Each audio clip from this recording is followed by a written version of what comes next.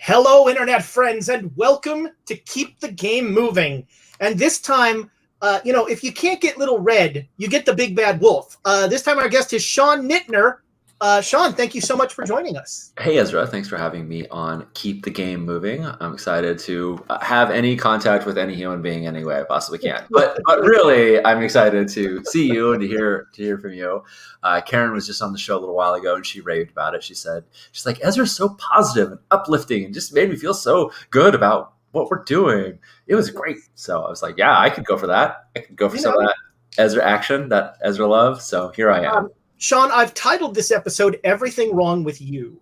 Sure. So let's get started. Okay. Where do we start? I mean, how do we? Well, so I start with I sort of start by asking everybody the same question: how did you start being a GM? Oof.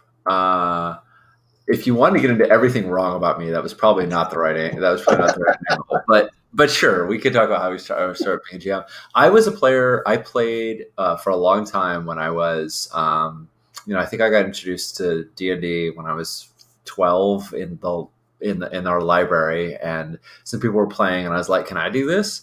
And I had a variety of GMs. I was actually fortunate enough that in our group, it was pretty understood that if you played enough, you GM, we rotate. Not so much that we rotated out, but that everybody had a campaign. By far the most prolific of the GMs was also the cruelest. He really just liked to one of those kind of guys. You're like, I put on my boots, and he's like, okay, well, you didn't check for a snake, so make a poison save. Like that kind of thing that you read about Knights of the Dinner Table, and you don't believe actually happens, but it did. So I mostly started GMing because of him, honestly. To make him not GM. Yeah, I just really didn't. And my first game I think I ever ran was Temple of Elemental Evil. And I was just like, I only had one friend playing. It was one player. So I was just like, yeah, you can play like 4 characters. And right. I just gave them like all the magic items. And I was just like, didn't know what the heck I was doing. But was really keen on like, yeah, cool. You can play like a barbarian cavalier multi-class, whatever. I don't care. Because I really liked him. And like, there's a guy who'll sell Vorpal swords in the town. I don't know. But it was a total power fantasy, and I was having a blast, like just reading through all the cool dungeon rooms and watching my friends murder everything inside it. This was 14-year-old Sean, but I think I really just got in because I wanted to see more agency. I didn't know that word back then, but I just wanted to see the players being awesome, and I was like, oh, I can do that. I could just talk about cool minotaurs that you have to fight in an arena, and you can be rad doing it rather than like, oh no, we can't get through this door, and we're going to spend 4 hours trying to like find traps or pick a lock or something like that. Now I want to see you run the Tomb of Horror. How could you empower players into like the module that is designed not to empower players? I feel like that's the same thing as like playing, the grind with like DCC, where you're playing a bunch of characters and you just know they're going to die. You just have to be really gentle about it. I think you just have to say like, it's okay that your first character got pulverized. You've got a few more, and these things just happen. And if none of your characters make it through, that's all right. You'll have a really nice story to tell. Yeah, exactly. See, I would take the twist of having every death be as slapstick as possible. That would sort of be the way that I would soften the blow. Is just an increasingly improbably ridiculous, silly death. Yeah, that is your forte. As is your way. I'm usually like, I look at people and I look at the dice and I'm like, I don't think there's any way I can read this that doesn't mean you're dead, and that's really a shame. But you had a good run. In my mind, you'd be like running Tomb of Horrors, and it would be all about the relationships between these like 8 different backup characters and the emotional impact of like your entire lineage being wiped out in like an hour. To be fair, yes, I think you're right. I really, so there's a GM technique that I'm not a big fan of, which is like, you see the scariest thing you could ever imagine. What is it? And I'm like, no, own that, GM, own that. But I am very keen on being like, yeah, you just saw your friend fall. What was a fun memory you had of him, or her, or them, back when? Why do you care about them? And because I feel like those are less putting you on the spot as a player questions, and they're also not abdicating my responsibilities to like bring it. I think as a GM, I gotta give you some real threats. But why those threats are meaningful to you, why you care about them, I want to know the players.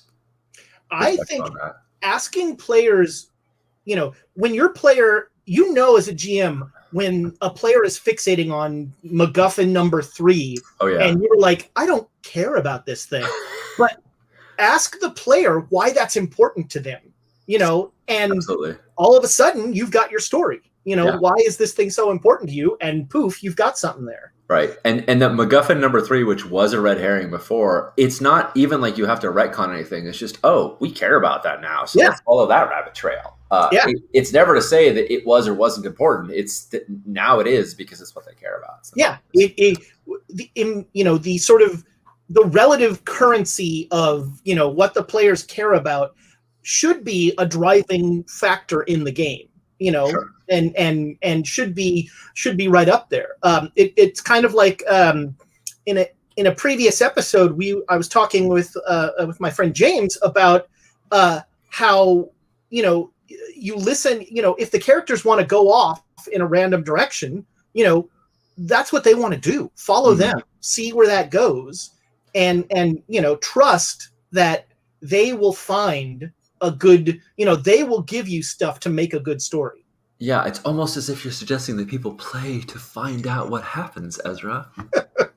But it's funny because we were talking about this in the framework of both James and I. James, because he's a very new GM, and I, because I don't like making up stories. We both run predominantly printed materials. Like I love. There's nothing I enjoy more than taking a pre-made module and then just destroying it. Right. and making it my own. I think that, to me, partly because I'm lazy, Sure. but it gives me that framework to then see where we're going to pinball off into crazy areas. I think if you're not beholden to it in any way, it gives you this great list of NPCs, these cool things that might happen, all of these little plot points that you could throw in, and you kind of see what sticks. And for me, player agency is like way more than, well, I can choose to go right or left at this junction, and more just like, what do you guys care about? And once we find out what they care about, playing off of that. Sometimes the adventure, the pre-written material, is utterly not about that, but it still gives you that like kernel, that little like jumping off point, even if you kind of chuck it over the shoulder. I mean, the best GM you ever did is the time when you chuck the adventure over the shoulder anyway, because it's live, it's based off of what's going on. No, I think that's the way to go. And I totally think using printed material is not lazy. I think it's a great way to get some invested in buy-in. You can say like, hey, we're playing Curse of the Azure Bonds. You all wake up with these blue tattoos on your arms. Like, what are you going to do? And then really after that, like, who after that, it's all just wherever they go. That's the whole thing. So, your start was, like a lot of us, in very conventional games. So how did you make the transition, like, from conventional games to let's call them, I don't know, narrative RPGs, story games? There's story games, indie games, small publisher games. I think the biggest contributor, I don't know if there's a single factor, but I think Paul Tevis was probably the largest contributor. He had a podcast which ran over 100 episodes called Have Games Will Travel. And that was the podcast where I heard about things like Dogs in the Vineyard or Shock Social Science Fiction or what was the one with that was the Icelandic saga? It was I forget the name of it, but it had like this really cool name. He loved that game. Yeah. Loves, I should say. Paul is still very much with us. Yes, does. No, it starts with a P. It's not Tolus. Man, it's on my bookshelf. Yeah, it's gonna bug. Just not here. I'll be one of those, like, as soon as we stop recording, I'll be like, at some point, it's gonna hit me. Paul Polaris. was only on Polaris. That's exactly right. My gosh. Paul was Paul I think was early on in my kind of getting involved in more narrative games. I mean, I always make the argument that in the 80s I was running Paranoia, and I always make the argument that Paranoia was like the first narrative or story game because and this is a whole rant that I won't even go into, but like Your show. when you played D&D in the 80s, it was like a shell around you, and it was all inward, like my character. And if you were to do something like we do today, like, you've got a tail, and you'd be like, I sure do, and it has a spike on it. In the 80s, you'd be like, I don't. You can't Don't tell me about my character. You can tell me how I feel. You can't tell me what's going on. Yeah. And paranoia was like, you've got 6 clones. Go push that button. Go crazy. Do whatever you're going to do. And it was a freeing and a liberating kind of shift that it took in a very violent and silly direction. But that to me, that was the start. And then the West End Star Wars game. Oh, love West End. Which I love West End. That's one of my best campaigns I ever played was a West End Star Wars game. I still good it was fantastic. And the thing it did that nobody was doing at that time was there would be cutscenes, like in the modules they wrote, like and it was weird as a GM because you're just reading a page of text. So I would have the players kind of read it, but it would be like off camera, you'd see something happening, and that blew my mind back then. Yeah, that concept was just amazing. I think you take Paranoia and you fast forward to a few years ago, Blades in the Dark comes out, and it says, here's consequences, and here's the mechanic for resisting them. Here's a built-in sort of consent kind of model around the game.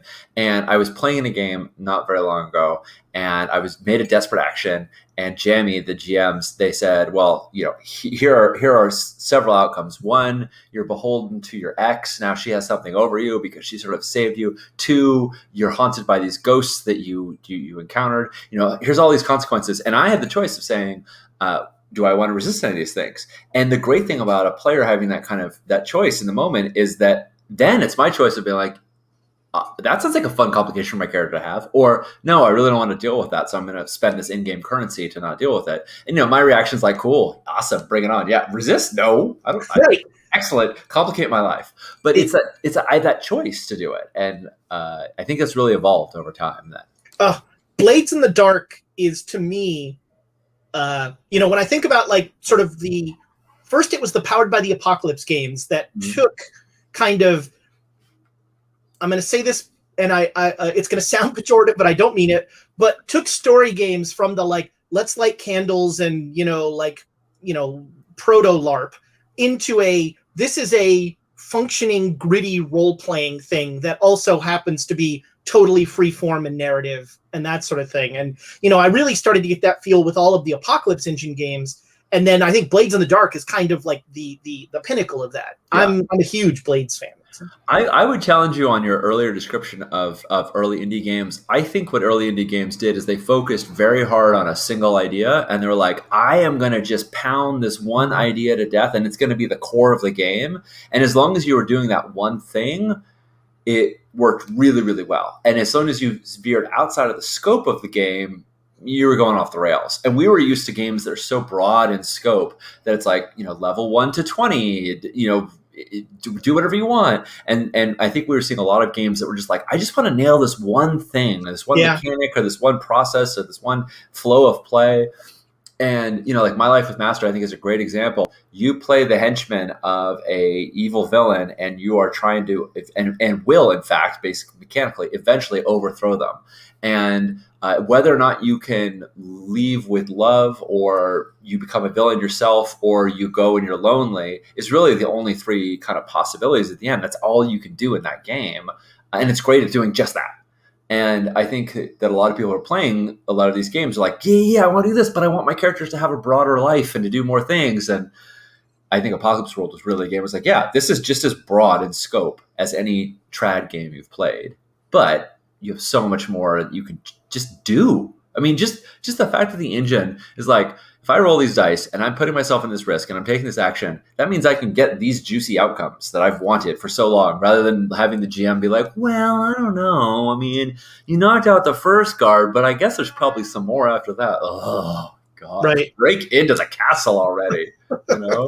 Get to the good part. It's true. It cuts to, and I think that's actually, to your point, that's a telltale of narrative games in general, which is just get to the good stuff.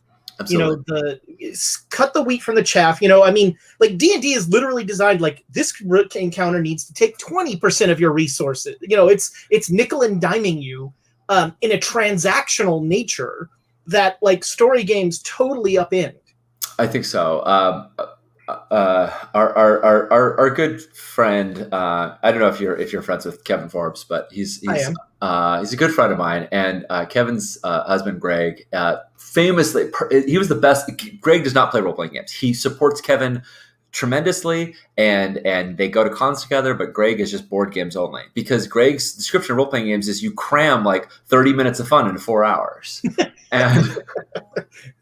And I get where he's coming from. I understand that feeling of like, yeah, we're on the second round of combat, and I haven't done anything in half an hour because I'm waiting for the wizard to figure out how many kobolds they can get in their fireball. I'll just hang out over here. You run a lot of games on stream. You stream a lot of games. I also run. I run games on stream. I have decided, I'm going to regret saying this, I don't play games on stream because I'm a crappy player. Like to this day, one of my least proud moments in gaming. One of our other GMs in the channel that I stream on asked me to be part of this one shot that he wanted to do. Yeah. And I came in and I'm like, oh, D&D. So I was already I'm playing 5th edition D&D. What am I doing with my life? And then I got there, and the added, the tone of things was, I think we're going to have some great character moments in between the fights. And I was like, oh, what am I doing? And then we got in the first fight, and it was like an hour and a half. Mm-hmm. And they made a choice to have this looping battle music that would play. And so here I am on stream with showing just a total lack of emotional control. Like in my little box, we're like, are we still playing that music? It's so hard for me to imagine. So if you tell me, Ezra, you say I'm a terrible player, I could be like, yeah, because you're a ham. You just like ham it up all the time. And I can imagine another player just being like, okay, let's watch the Ezra show, which I think is fantastic when you're jamming. And I could see, but like, to me, the idea of you telling me I wasn't enthusiastic, that is not the Ezra I know. I've not. It was, that surprises me. It was I'm not a big D&D person, and like 2-hour fights, that is a sure way to like, it's like a board game where your turn comes around every 20 minutes. Sure. Yeah. It's the same thing. Like you could get up and go over there for a while and come back, and the board state will not have changed. Like your decision state will not have changed. But that's neither here nor there. Like what is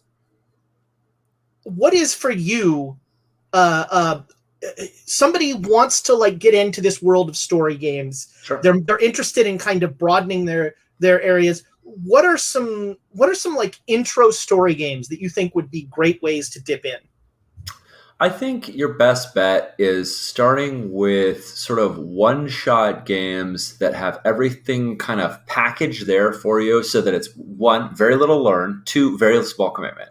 So some of the best games in that category, I would say Lady Blackbird is a perennial favorite. It's pre-generated characters, a super cool situation, all the rules are right there, 17 pages, and you're good to go. It's very easy to play, and it's very easy to GM. So you can literally be a group of players that that are just trying this out for the first time. And if you mess it all up, like who cares? There's very little at stake there. Downfall is another great game. Downfall is only 3 players, but everybody rotates the role of playing the hero, the fallen, and the pillar. The hero being the person who's trying to stop the inevitable downfall. The pillar being someone who just sort of represents the community. They're not especially bad or good, but they're just showing you what the world is like. And then the fallen, who is like actively showing how the downfall is coming about. And you spend the first half of the game basically creating your world and developing its essential flaw, and you play the second half of the game watching it collapse. And you essentially play until it's done. I love that game, and I think it's a great like. You can just have it in your bag, and you're at a con, or when we can go to cons again, and you're like, oh, hey, there are 3 of us. Well, guess what? It's almost got that kind of board game feel to it in that regard. Absolutely, and in a card game capacity, and in an ability that has a little slightly more flexibility with players, I think that for the Queen, I mean. Disclaimer: I publish for the Queen, so I am biased here. For the Queen is a beautiful storytelling game that feels enough like a role-playing game. It feels enough like you could finish a game of it and go, I want to play those characters. In fact, I've seen that happen several times. But it's all collaboration. It's all just answering prompts. It's you learn it by playing it, and I just think it's such a great mindset to kind of get yourself into. It's a great way to calibrate yourself. And again, it's a single shot game. You just play it once and you've got your story.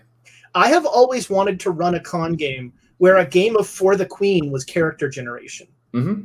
Like using that to just create essentially the players, the ideas and the themes of the characters that you would then play in whatever other game you're going to play. I always thought that was a neat idea. I did that with Paul. Speaking of Paul Tevis, Paul made a game called A Penny for My Thoughts. Yeah. It's since gone out of print because Paul realized after some time and reflection that that there's areas in which it sort of stigmatizes mental illness. It certainly wasn't intended, but hindsight. We don't know what our blind spots are until they're on paper and everyone can read them. And but for what it's worth, I played that game. We played a Sentinels of the Multiverse game.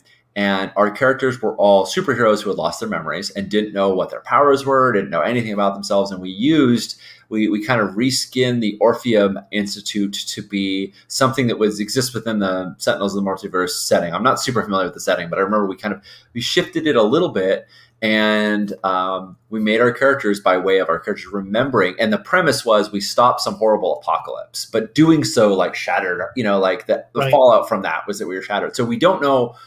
We know as players that we stopped an apocalypse, so as characters, we have no idea. All we know is we're just coming to. And then the fun thing was we didn't play the characters that we made. So I eventually made a character, but then we put them in a lot and sort of spun the wheel, and we each played different ones. So someone else played the character I made, and vice versa. Right, so a lot of fun. There's just this single game. Karen has done this with some of her improv games. People will be like 3 things, but what's 3 things that your character likes, or what's three bad encounters that you ran into, and you sort of do character building through improv games too. I think those are all really fun ways to get your juices flowing when making a character. Yeah, I think For the Queen is a great choice. I'd toss Fiasco in there. Mm-hmm. It's a different kind of experience, and I think with Fiasco, there are some, I'd want to know the people at the table to, that's a game I play differently if I'm playing with people I don't know than if I'm playing with people I do know. Yeah. Just because of the nature of Fiasco. But in terms of it's GM list, but in terms of a 3-hour RPG narrative experience, it's hard to beat Fiasco for me. I think it's especially with 2nd edition, where now it's all on cards, and so you can literally just dole out some cards, pick some things that look good, put those across the table, build everything from the scratch. I think it's a great setting. I also in my old years, I feel like my games of Fiasco have gotten so much tamer than they used to be. I'm so just I love Nut People because it's the price of pecans up to 5 cents a nut. Let's put off a heist. And my character's running with a sock full of pecans from somebody with who he doesn't want to get caught by, but is not really putting him in mortal peril, right? These are freaking Morningstar killed me in Nut People. Yeah, do not play Fiasco with Jason Morningstar. Every time I played with him, he has killed me. I don't. Yeah, he wants people to remember that his game is in fact a fiasco. There's one more game that I'll pitch, and this is ultimate, self-aggrandizement. But Agon is actually a really great introductory game because the pitch is really easy to pick up on. Your heroes lost at sea. You can think of the Odyssey, but you can also kind of think of Fast and the Furious or Xena or any of the more pop culture references to heroes stranded or heroes doing awesome Star things. Trek, Exactly. There's something along those lines in the way it works. But, yes. I'll just put it this to you. Agon meets Thor Ragnarok. Oh. Anyway, you really missed out on just going Agon in space. Yes, but Agon, we have 12 islands built into it, just like you would run a game Ezra, there's a starting situation and you riff off that as much as you want, but it's got a cool thing going on, and it's your character's job to come and sort of decide what you think is best, how you want to right the wrongs, if at all, and then you sail off and you find out the fate of the island based on your actions. It's designed specifically with, like, we call the GM the strife player, because the strife player only has 3 jobs. They have to reveal what's going on, ask the players questions, and then judge the outcomes. They don't need to create the island; it's already there for them. They don't need to, they're not in charge of like how tough things are, because the game sort of adjudicates that for you. It's really meant so that you and I could play a game, and I could be the strife player, and then we could sail on another island, and you could be like, "Hey, I want to do that," and you take over as strife player, and I make up a hero really quick, and boom, we're in it. So it works well for rotating roles. It works well for single shot games. I ran it a bunch because I was playtesting it, because I was developing it, but I also ran it a lot because it was just a very easy pickup game at a con to just say, "Hey, you guys are big damn heroes, go." Another neat thing about Aegon is that it, to me, does a good job of one thing that I have identified as a challenge with story. And this is far too broad a statement, but in general, I find that story games are maybe not great at doing the campaign, the episodic kind of thing. Story games tend to go back to what you were saying, kind of be these very encapsulated experiences. Not all, again, that's far too broad, but I think Aegon does a really nice job of creating that kind of episodic campaign. Like, next time you're going to go to this island, and can allow it to kind of have that life. And because the characters, there's a meta level, or a macro level maybe, that the characters are operating on, where every time you leave an island, you figure out which gods they've appeased, and then those constellations appear in the sky, and once enough of the gods' constellations have appeared, that's when you can make it home. So there's, in a one-shot game, who cares? Like, that doesn't really affect the game materially. But in a campaign game, you are playing at this. Each island, you're just making decisions in the moment, but between the islands, you're also seeing, like, how much closer are we getting home? And also, you have this history of all the fates of all the islands. And so the next island you go to, word gets around. People in ancient Greece, even though they've been separated by these islands, they still gab. So they know your stories, and you get great deeds that you record from one to the next, and those things keep carrying forward. So we really wanted to make sure that you could play a 12-session game and feel like it was substantive, and that we did it. And that someone else could be like, "Hey, how was your Fenios? What did you do with the boar? How was, did you side with the Harpies on Cryos?" Right. So we designed that. That was intentional. I think that there's some, Blades. Blades. I think the Apocalypse engine in general was, I think, an attempt. To me, it was a clear attempt to create that. It was like, how can we add campaign stuff to these ideas? Sure. Like, it had actual rules for advancement and for. Well, the very, one of Blind Blue and Rocket City. No, what was it called? The very first, when Apocalypse World first came out, Vincent released an adventure for better words. I'm Blind Blue and Hatchet City. That's what it is. And it was, and it started with love letters, where you gave each character a love letter saying, like, here's the current situation, and then roll some move to figure out how things are panning out for you in particular. And the idea was to sort of try and emulate what it felt like to jump in around the 5th or 6th session of play. It's like, all these things have already happened. We're kind of getting in after some momentum is built up, and these little love letters are going to tell you what's going on with you, and you're going to roll some dice to kind of figure out, how well you're coping with that. But it was really clear that he had this idea that the game really revs up after some things have started snowballing, and you've really built up some fronts, and you built up some issues, and you've dealt with some things, and other things have gotten out of control. I agree. I think it's really, really intended for 5 to 6 sessions. I think is actually where it hits its sweet spot, because everybody knows the rules. Everybody's just kind of grokking. You're ready to jump in. And you're not. You've lived in the characters a little, exactly. And you were going to talk about Blades here, and I think that's in the same vein. Like, Blades is designed to be played over multiple, to like sort of be played over multiple sessions. It's absolutely, it wants to have that long-term play. the crew sheet really tracks how things are going between your claims, what you've taken, with the claims you've taken in Dustfall and the upgrades that you've taken. Then not only are they kind of like mechanically satisfying, like, ooh, we get this new ability, but they also really show your footprint on the world, how you've changed it. And it's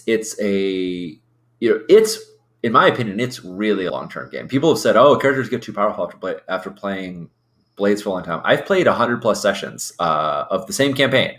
My home campaign, I ran it for a couple years, and yeah, people were on their third or fourth character. There was some ghosts. There was all kinds of stuff that happened, and we never like ran out of game. There was never, right. We at the very end we kind of did because we decided to. We're like, well, let's end this big, and that was fun, but we could have kept going for sure. Yeah. And I mean, I think that's kind of endemic of campaign-y games in general, is there's like, build, and then the ending is often an afterthought. The ending the ending is often like, the Lord, this should have been the Lord of the Rings third ending or something, right.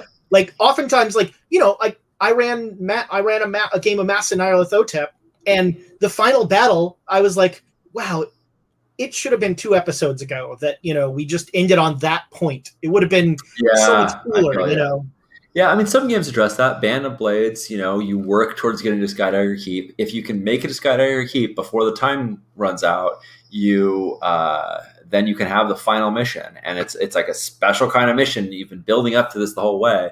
If you don't, the Cinder King overtakes you, and you don't make, and the Legion doesn't make it, and that's the game. That game definitively ends. There's a time clock on it. No one, GM, player, or otherwise, can stop that from eclipsing you. Yeah, but that's a rarity. I don't think many games build in end games. Strash and LL are big on having an end game. Scum and Villainy is not quite as obvious, but there actually is an end game in there, which is that once you reach +3 faction status with one of the other groups, they reveal to you their secret plans, and then if you help them accomplish them, that's it. So, right. But I think if the game doesn't naturally drive towards an end game solution, like for the Queen has that, the Queen is under attack, do you defend or question? That does it. That ends the game. Knowing when to do it is often tough because you're so invested in these characters. You don't want to let them go, but also there's a time where you're like, well, I think we've gotten everything we're going to get out of them. Yeah, and every character is kind of on a different arc, and right. So like Vincent's story ended 5 episodes before Mary's story ended or something, and I think Primetime Adventures does makes a reasonable attempt at addressing that particular issue. Primetime is all about characters having their arcs, and they get different amount of focus, and the number of scenes you're going to have and the importance you have in those scenes depends on that focus. It does, though, it's very prescriptive. It's like, and this is going to be your climax episode, and if you don't, you kind of got to like spin that around in your head and go, okay, how do we make this the climax? Because this is your one chance. This is your shot.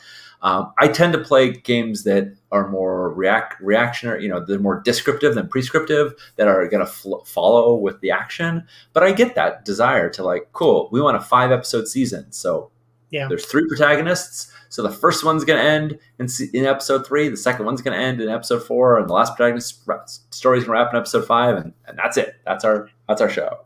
Yeah, Primetime actually was an interesting experience because, it's usually when you're playing these games, you don't know beforehand, this is my spotlight. Something happens and you're like, this is my moment. And all of a sudden you live in the moment. And in some ways it's harder when you're like, gotta nail this. Gotta get it. It's one shot. Yeah. And that can be sort of weird, but it also can be a very collaborative sort of like, what should you can like ask the other players, like, what do you think about this? How should my spotlight go? I think being vulnerable is probably one of the best bits of advice I could give to any player or GM. It's not always safe. If you're in a group and you don't know what the social contract is like, you don't know what the people are, I don't know that you always can be vulnerable. But for me, one of the best gifts I've ever given myself as a GM is to be really honest with the players and be like, I didn't know what was going to happen here. I'm really excited to see what you guys do. I know some of the things, but the rest of it, I might need some help with. I might need some time to think about. I might, and I really value what do you think is going to happen. I think that's my best GMing. My worst on the other end of the spectrum has definitely been when I felt like I have to maintain this era of mystique and pretend like I know it all. It feels great when your players are like, "Oh man, how did you think of that?" And you're like, in the back of your head, you're like, "I was just making stuff up." Yeah. But there is that kind of like, I feel like I feel like I'm hot stuff when I do figure things out. But man, is it overwhelming and exhausting. And I so much more enjoy my gaming or my GMing in particular when I can just tell players like what I'm thinking and we go from there. It's not easy to do always, but the best, of course, is when the players connect dots that you never even like drew, and you're just like, "Why, yes, that makes tons of sense to me." Yeah, and I think there's a critical. As I say, I think there's a critical difference between that and illusionism, right? If you ask the players, do you go left or you go right, and you had a whole adventure on the left and nothing on the right, and they say, I go right, and you just flip the map over. To me, that is not actually giving them agency. That's not giving them real control. They're making decisions, but those decisions don't mean anything. I think telling them like, hey, I had a whole dungeon over here. There's just like, I don't know, some ruins there. Is that exciting to you? I don't really know what's in the ruins, but we can find out. That level of sincerity or honesty, I think really, really pays off because they're like, oh, but wait, my character's like ancient family crest is supposed to be buried in the rooms. Like, oh yeah, maybe they're there, or maybe there's a clue, or and then you work together to riff off of that. And I think it's important distinction.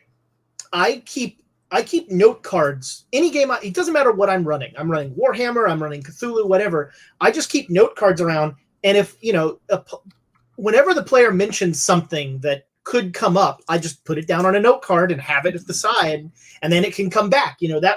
I stole that. I 100% stole it from Fiasco, but it's a great tool to just be able to be like, and then that trident you mentioned, is and it gives a sense of interconnectedness to your world. Yeah, and it lets the players know that you're listening to them, and the stuff they're saying matters.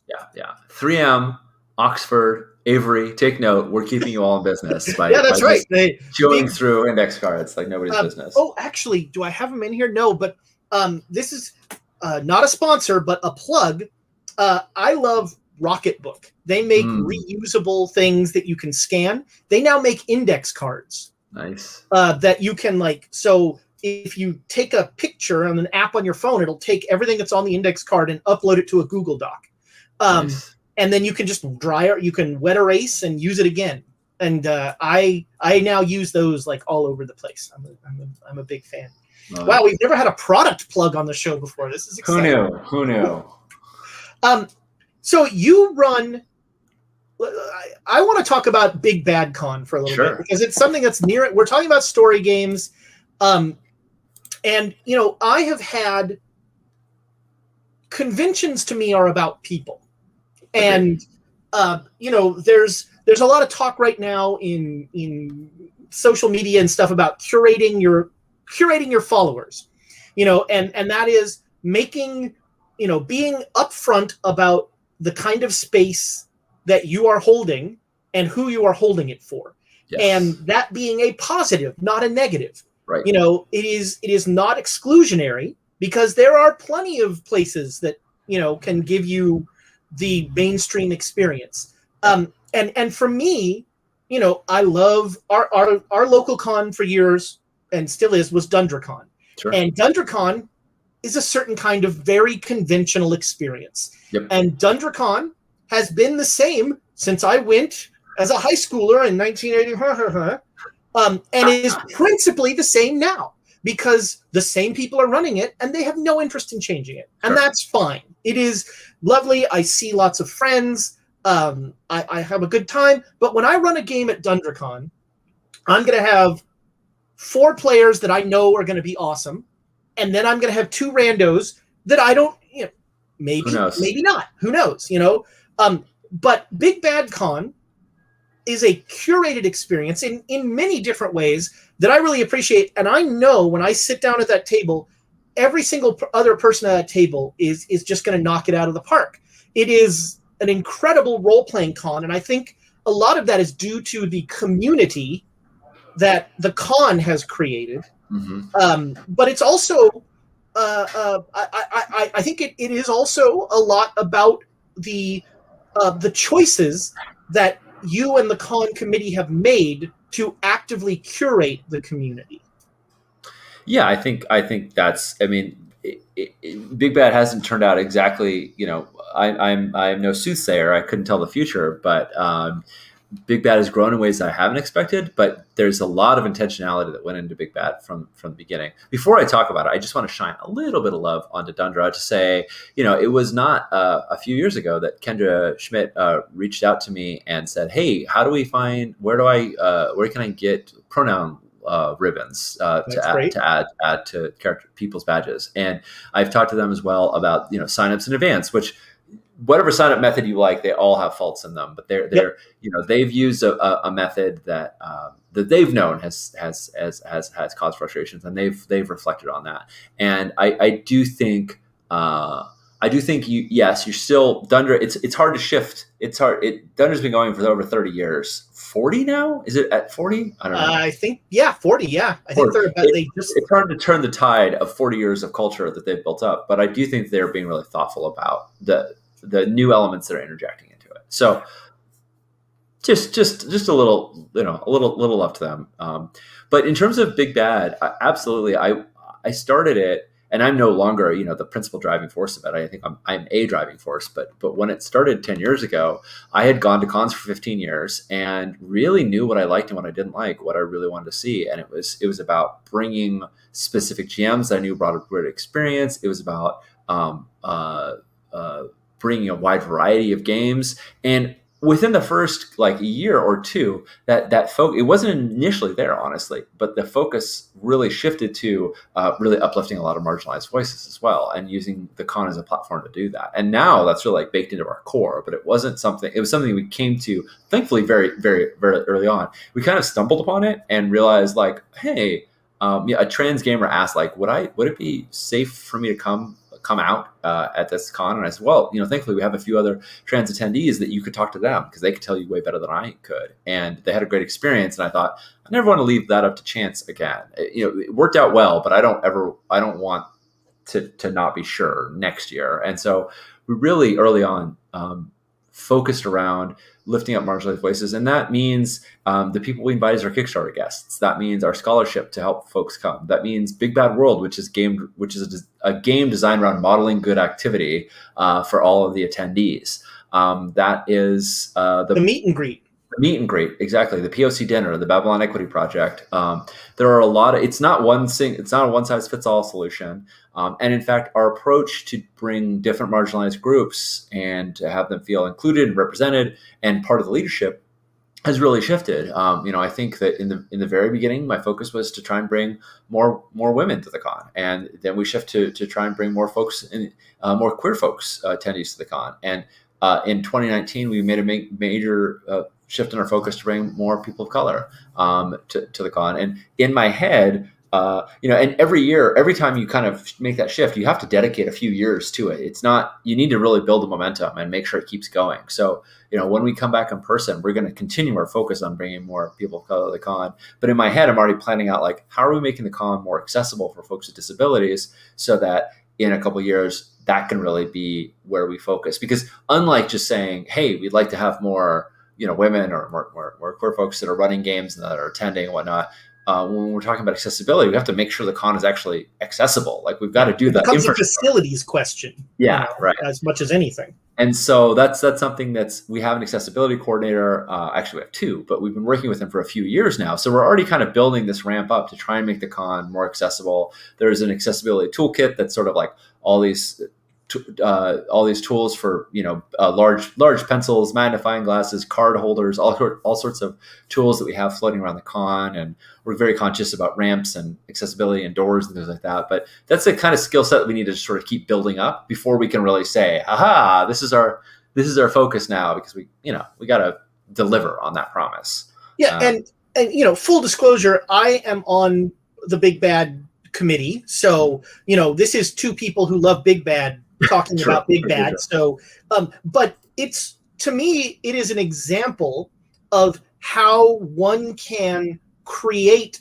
a con experience that welcomes everybody, and a con experience that creates a really, I think, wonderful cross-pollination. I have a Cthulhu game that I ran there, and 3 of the players were LARPers. Mm-hmm. And, at the end of the game, they were like, this game should be a LARP. I was like, thank you. That's the highest compliment you can. I know, but they so got, because the whole game is basically just a bickering family, and they were there right away. Sure. Because that's, I guess, most LARPs, I don't know, but they were right there, and I wouldn't have that kind of cross-pollination at another con necessarily. That was an early effort on our part, which is that I don't think this is as true on East Coast. When I've gone to Origins and Gen Con and PAX East or PAX U, I didn't notice as much of a difference between LARP players and tabletop players. But I've always felt in the West Coast cons that I've gone to that you were. Oh, I'm getting some feedback. Oh, huh? No, you sound fine. Okay, weird. Well, I'll just get used to that then. Yeah, sorry. No, it's fine. Something's looping. As long as you're not hearing it, I guess we're okay. Nope. My experience with West Coast cons was that you either LARPed or you played tabletops, and very few people went back and forth. And I wanted to make both tracks as inviting as possible, and really to foster that cross-pollination. Jason Morningstar was a real key player for me early on because he was really well known in tabletop spaces and people all wanted to game with him, and he would run a bunch of LARPs. So I could get people to try out a LARP because they wanted to play a game with Jason and they knew it was going to be really fun, but they were also trying something new. And I think we've had a lot of that. I played a LARP of his at Big Bad one year that was essentially a board game. He taped the map of this planet on the floor. Yeah. Great game. I really enjoyed. I was terrible. I died almost immediately. He also made Welcome Guests, where you play a bunch of cannibals who are inviting someone over that may or may not be eaten. So in terms of playing bickering families, right? Right. It doesn't get. But so one of the reasons I brought up Big Bad, is to say now that we're online, this year Big Bad is shifting to be, and we haven't announced it yet, so I don't want to say too much here, but this year it's going to be an online presence. Yes. But, due to the pandemic, and you have been for a while now, even before the pandemic, you've been running games on stream, and it's a very different experience running games at a con than running games on a stream. Yeah.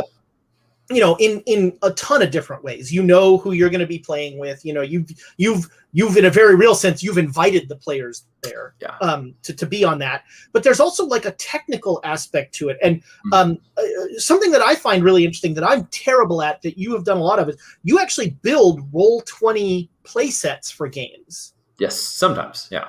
And that's obviously, that's some programming and stuff like that. But how have you kind of changed how you GM for running games online?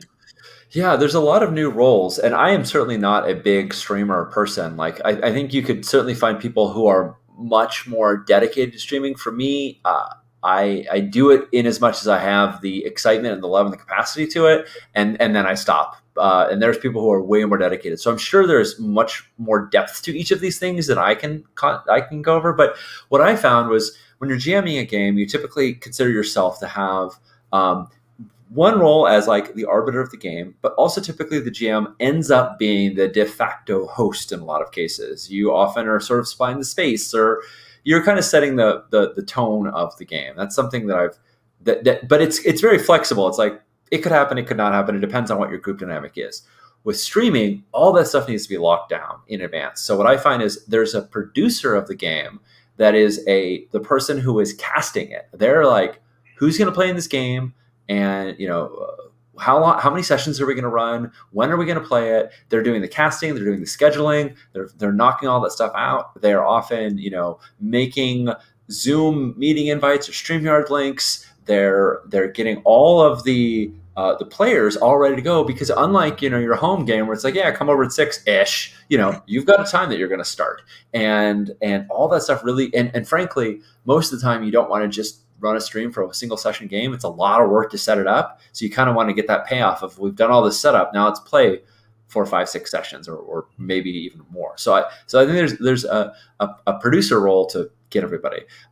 There's a production role very close, which is the person who's actually like streaming. Right now you're using StreamYard and we're recording, but it's non-trivial to set up this background, this keep games moving background, to have this banner that's going along the bottom. And if it was a live stream, you'd also be dealing with live chat and all that jazz. So you're dealing with all the technical issues of production, and it's there's all that. Then there's the host. There's the person to acknowledge the fact that you're not just playing a game with your friends, but you're actually streaming it to people watching in public. So there's got to be someone say, hey, welcome to the show. Thanks to everybody for being here. I'm so-and-so. I'm going to pass the baton. People are going to introduce themselves. When inevitably someone forgets to pass the baton, you go, how about you? Why don't you introduce yourself? And you're also taking the breaks. Oh no, I have leaf blowers outside. This is awful. 1 second, you vamp. I'm gonna. All right. Well, you said something very interesting there that I've talked about it before, but there's that sense of you're the GM, but you're almost also like a game show host. You're kind of, I'm the GM and I'm running a game, but I'm also like hosting a telethon. Is you're like, and 500 bits from Muffin Mage, that means the players get a reroll or something. And it's it's a whole different skill set, and it's hard to manage a kind of consistent tone. It is, because you could be deep in the middle of the game where the stakes are high, the pressure is up, the mood is serious, and then, Muffin Man, as you said, comes in and does something that is supposed to trigger an effect. They subscribe, they give cheer, they do a thing, and I feel as a streamer, you're somewhat beholden to like address that quickly. It's one reason why sometimes I just produce games. Sometimes all I do is someone else is streaming on my channel and I'm in the background invisible, and I'm just responding to things in chat so someone at least knows that somebody was watching. Because there's also chat moderation. That's a whole other thing we didn't talk about. Someone comes in your game and they're trying to sell Prime subscription. They're trying to sell followers. Or that's your best case scenario for moderation, honestly. That's what I get all the time. That's pretty much the worst I get on my channel, because it's small enough. Is that we're an affiliate, so we're just big enough to be noticed, but we're not big enough that we get real trolls coming. It's just bots, and you're just right. But a lot of people have. As I said, I'm not a big time streamer. When you have a big channel, you need somebody dedicated to modding it, because especially when you're featuring content that you don't know how your audience is going to react to it, it's very hard to know exactly how to moderate it. When we were running Thirsty Sword Lesbians on Roll20 stream, I was there. I was producing the show, but I wasn't on it, so I was just sitting in the background. And I was given the option. To be a moderator as well. And I was really glad to not be the only one moderating it, because people would come into that chat, and I didn't know if it was celebrating queer love or if they were harassing somebody because of what they said. Because out of context, you could tell, and you're like, right. Wait, are you trolling this game or are you genuinely celebrating it? Do I know who you are? Have I seen any of this stuff? And so.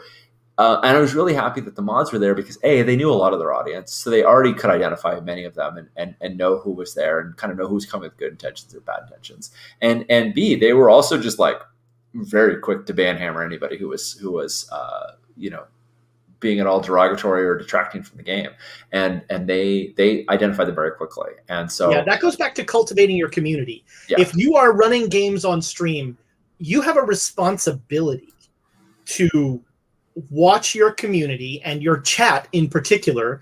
And if there are people putting gross, hateful, whatever things in your chat, you need to come down hard on that. Yeah, prune it. It's got to go.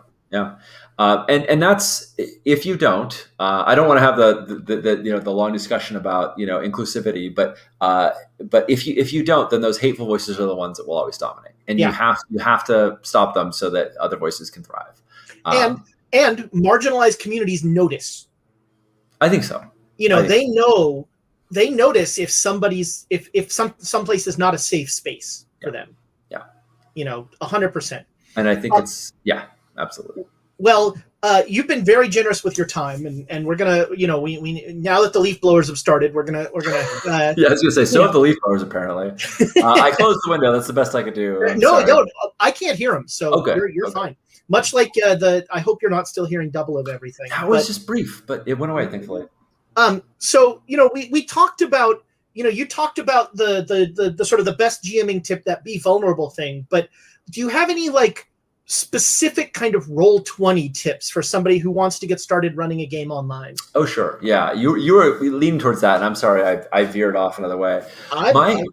My feeling about Roll20, or really any virtual tabletop tool that you want to use, I mean, there's so many out there: Roll, Foundry, Fantasy Grounds, Astral, Roll20, is one, if there is tools in existence that you can start from, it's so smart to do it. I mean, I play some games published by Evil Hat, and as the Evil Hat project manager, one of the things I also do is produce Roll20 modules. So it's all very, cyclical here. A little self-fulfilling in that regard, but I'm playing a Blades game right now, and I have the whole map of Duskfall, all the crews, the full compendium, layer markers, score markers, tons of rotating backgrounds that we can use, lots of tokens are already built in, and I'm making up new ones as the game progresses. So for me, but a lot of that, I wouldn't even gotten started if I didn't have a platform to build off of. So I think it makes a lot of sense to look at what resources are out there before your game, so that you can you don't have to do all the heavy lifting yourself. Yeah, don't reinvent the wheel. Don't reinvent the wheel, because there's so many great things out there. So many game publishers have made content for their games, and I think if you're going to run that game, that content is absolutely worth it. The other thing is, if you're starting from scratch and there's not a character sheet built into the game, there's not assets built into the game. In my opinion, your best bet is to shine your beautiful mugs, like Ezra and I are right now, and use the Roll20 element as a fancy dice roller, as a journal entry that can do some basics, but don't, you don't have to use the full feature set. I think it really makes sense to scale it to what you have. If you've got the time, and especially if there's a campaign module that you can kind of get started with, you can make them look really, really slick. But if you don't, and you're using a streaming tool like OBS, and you can just take a box and have the roll result window, that's a really powerful tool to keep everybody coordinated, to show the audience what you're doing, but without having to show them the kind of mess that you might have. Yeah, it can also just be a glorified whiteboard. You can scribble a quick map on there, and it can be.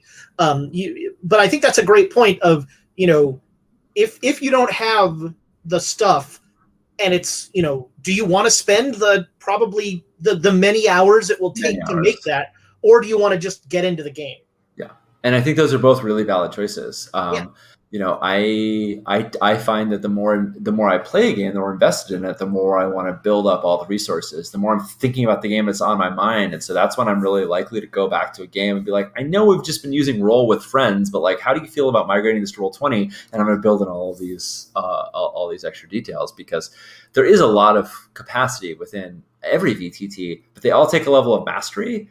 And if you're doing it, in my experience, if you're doing it because you're super excited about the game, learning that mastery is a joy. If you're doing it because you feel like you have to because of the stream, it's a slog. So, take it for what you're worth. But I was looking at using that for a Warhammer game that I'm going to run, and it was 100% that. I felt like I had to do it, and I just sat there and I stared at it. And I'm like, I was like a monkey looking at a water wheel. I know something's going on, but I have no idea what.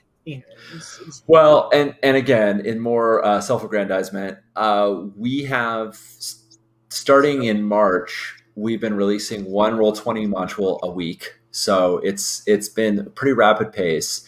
And with each one, I've been releasing a video on how to use it, because I realized that if you're just coming to Roll20 for the first time, even though we've built all these tools, they're not at all intuitive. So I'll get you a link. I don't have it offhand. Yeah, that's great. I've got a playlist. This is all for Blades, right? This is all for... No, this is for tons of Evil Hat products. Oh, that's great. There's a bunch of Fate Worlds. There's Thirsty Sword Lesbians. There's Agon. There's Blades. Pretty much every time we release something on Roll20, we weren't always doing it, but we've now started releasing a video where I just sort of walk through it all. And they're 5 to 10 minutes long, depending on how complex that particular module is. And it's just showing you how to add token markers, showing you how to connect the compendium, showing you how to change the value of a rollable table. Just all these bits that once you've done it, they're easy. But if you haven't before, hopefully it's a good tutorial for folks. I mean, that's a great resource. Yeah. So what are some of your favorite systems to run? Like if you're going to run a game, what books are you reaching for? Well, let's look up on my shelf right now. Here. Like this is the shelf of games I'm playing. So if I'm going to be honest with myself, well, it's not all games I'm playing. But there's a business. I mean, but also there's business versus pleasure. Sure. And like so this is not like, don't limit yourself to just sort of what I'm playing right now. But like if you were going to run a game, like what do you want to run?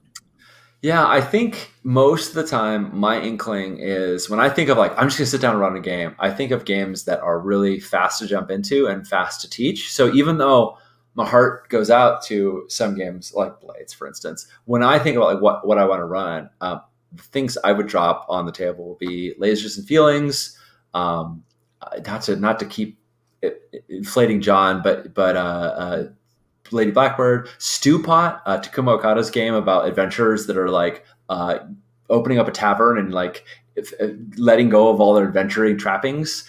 A lot of Firebrand's games, in fact. Stewpot is hilarious. Stewpot is phenomenal, yeah. I love Stewpot.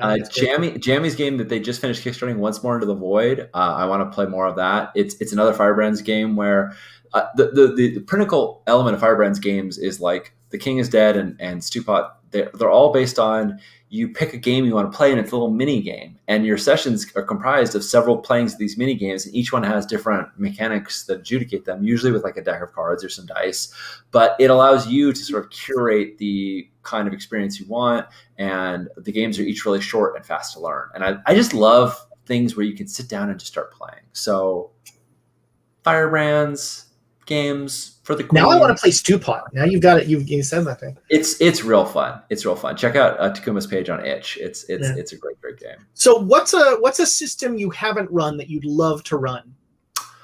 Wanderhome looked really fun. I was excited about that. I have Last Fleet on my shelf right now, which is a Battlestar Galactica PBTA game, over there. and it's sitting on the shelf. Really want to run it for my home game. We're actually about to play in person again for the first time in 16, 17 months. We just did last week. It was crazy. It was weird to have people in the house and not be scared. Yeah. But it was great. It was so much fun. And, I talked about this a little bit on the last episode with James, but it turns out I really don't like running games online. The energy is just so much better at the table. And I really thrive on like looking at somebody in the eyes and being able to do that stuff and things that just the online game does not give me. So that's awesome to hear. I hope it's wonderful. I think it will be. This was the crew that we were playing this is the same crew that I played a super long Pathfinder game with, the Kingmaker, like forever. Then great adventure path. Then we played a long Shadowrun game together. Then we played a really long Blades. Then we played 2 years of Blades. Then we played 2 years of Monster of the Week. And now we're like, and we just wrapped up. And so we were playing a bunch of little one shots. And so now we're looking at like, what's our next big game? And I think Last Fleet might be it. We'll see. That's cool. I keep looking at Apocalypse Keys because it just got a play test, and I've been talking with Jamie about it a ton. I played 2 seasons of that. I got 10 sessions of that in and loved it. And so that that's another possibility. I don't know Apocalypse Keys. What's the elevator pitch? Apocalypse Keys is you are monsters who are trying to push back the apocalypse from happening. And because you're harbingers of doom yourself, you're kind of uniquely tied into the threats of the apocalypses, and so you can ferret out the keys of the apocalypse. And once you've found them all, you can stop Doom's door or you can open Doom's door yourself and stop it from unleashing hell. It's Hellboy BPRD. You're playing these colossally powerful characters, and the only thing you yourself absolutely could be a harbinger of doom yourself if only you just decided to be. Like, there's nothing to stop you from causing the apocalypse. But at the moment, you have enough love in your heart that the people, the other monsters that are with you, care about you enough that you are still trying to stop the world from ending. And you have these tremendous powers, but you can often overdo them. So one of the coolest things about the game is instead of having stats, you have darkness tokens. You gain darkness by feeling isolated or lonely or lashing out in anger. All these various things that you might not want. And then you spend the tokens when you roll. So instead of saying like roll plus your stat, you just roll plus how many tokens you spend, and you're from 0 to 3. And if you get an 8 to 10, you got it just right. You did what you wanted to do. You used your monstrous ability with precision and accuracy. If you got a 7 or lower, that's a miss, and you fell short in some way, or your rune sort of overtook you. You doubted yourself. But if you get an 11 plus, you went too far. You your apocalyptic strength just destroy things around you. You cause collateral damage. You break hearts. You suffer conditions. It's not a game where you universally just want to gun it and go as high as you can, right? Because you need to sort of control control yourself. There was this great Superman. That's a cool idea. I love that idea. It's really fun. It's really fun. There was a great Superman comic. I think it was when he was fighting Darkseid. And Superman was just like, and he finally met his match, and he was like, "Oh my god! For the first time, I can actually unleash myself and not worry. Because on Earth, I always worry that if I bat my eyelashes too hard, I'll cause a hurricane. You know, like he always has to hold back, and that is the plight of these characters. They always have to hold back, because if they unleashed completely, they would just be as bad as the people they're fighting. It's real fun. It's real fun. You get to play these ridiculously overpowered characters. It's big, sweeping, like buildings knocking down and stuff like exactly. That. But at the heart of it, it's really about the characters' bonds with each other, because the thing that always kind of saves you, much like Thirsty Sword Lesbians and games like Masks, but the thing that saves you and brings you back is your bonds with the other characters. They help you bring your scores into that middle space. So if you roll and you need to modify your score, it's your bonds that pull you in, but it's also you're opening up to them emotionally to help you recover from your conditions. It's really like, do you trust and love the people that you're with enough to keep your shit together? Right. So it's a really charming story as well. That's neat. Yeah. I really love it. Two seasons and they flew by. Yeah. So we close every episode with the same question. It's the Space Jam question. Martians have invaded the Earth. Yes. And they will destroy our planet unless you, Sean Nittner, run a 4-hour game that is awesome. What are you running? Oh man, if you put me on the spot, I got to run my game. I'm going to be running Agon, and the aliens are going to arrive, and I'm going to hack it midstream to say it's a planet, and I'm going to say the aliens have arrived just in time to stop a planet from being destroyed by others, and I'm going to pit those Martians against themselves, at least mentally, metaphorically speaking, and I'm going to give them the chance to save Earth instead of destroying it. And I'm going to hope at the end of 4 hours they're like, yeah, that was worth doing, as opposed to like, nah, let's blow this rock up. It is you and Matt Steele, both of you turn the game into an allegory to try and convince the Martians not to destroy Earth. That is outstanding. Well, thank you, sir. I'm in good company. That is true. Well, Sean, thank you so much for your time. You've been very generous. And folks, go to Big Bad Con. It's a destination con. People come from all over the country to that con, and it is, probably Sean won't say this, so I have been to a lot of role-playing cons, and Big Bad Con is routinely the best RPG experience that I have. Just running. I usually run 2 or 3 games, less now that I do board games, but running the games, I just know every player is going to be awesome. BigBadCon.com, 2022, baby. It's gonna be exciting. This year, all online, all panels. We really wanted low-hanging fruit. It's going to be free to attend. We'll do a fundraiser to try and cover the fees for our panelists, but it's going to be a real light touch in that regard. We want this to be easy for everyone who's involved and easy for people to just jump in and check them out. We have some really awesome panels in mind. So it's going to be a real nice after dinner mint. It's going to be a real nice little thing to whet your appetite and hold you over hopefully till next year where we come back in person. And honestly, if you are at all interested in any of those games that that Sean was talking about doing stuff for Roll20 and you're running games online, find those resources that they're making. It will make your job as a GM so much easier. So much easier. And again, don't reinvent the wheel. Take the stuff that the companies are producing and then just tear it apart. Go to town with it. But have treat that it just like the adventures that you throw over your shoulder, right? right? Yeah, like you use the bits you want and you toss the rest, and you lift from there. Well, all right. So, folks, that's going to do it for Keep the Game Moving. Sean, again, thank you. And don't forget, keep the game moving. And now I have to reach for the end broadcast button, which is always far away.